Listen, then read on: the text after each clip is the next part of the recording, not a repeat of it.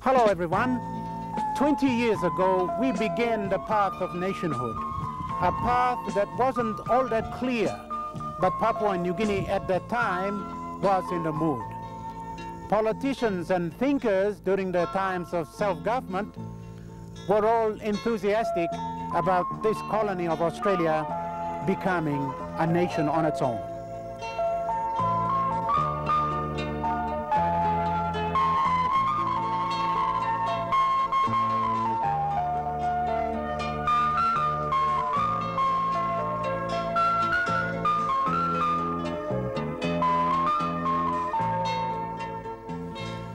The political will to be independent was possibly so strong at that time that it overshadowed other implications. Economic independence was beyond PNG. It still is today. But because of the uniqueness of this country, the people, the land, the people's beliefs, their cultures, PNG's experience was going to be its own success or failure. When you look back in 1975 and before that, no one would believe that we could ever gain independence at all. We came with a purpose, we have achieved that purpose, but now we have to look for economic independence. I think the key word is stability. You need a government that must stay there for 5 years. You need a prime minister who is the captain of the ship for 5 years without looking at his back. Who's going to run away from him?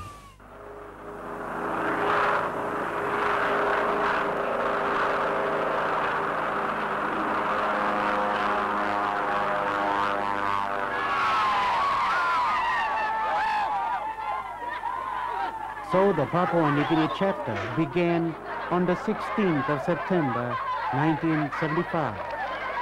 All corners of the country took part in the independence celebrations by staging their own festivities.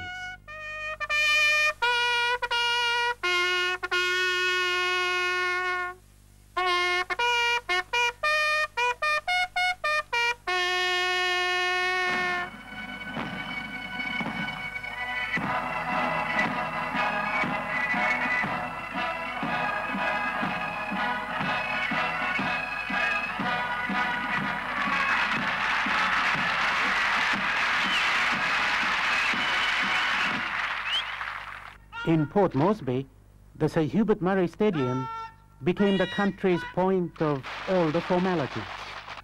The lowering of the Australian flag signaled the end of the colonial era.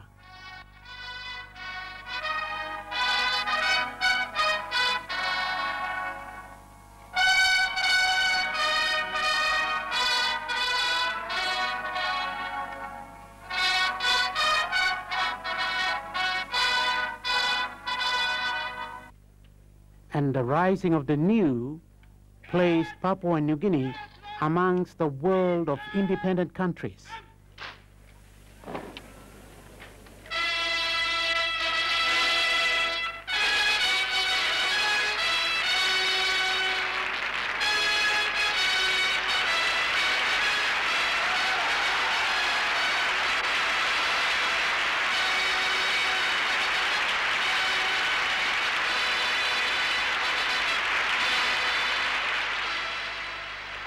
It was an exciting time.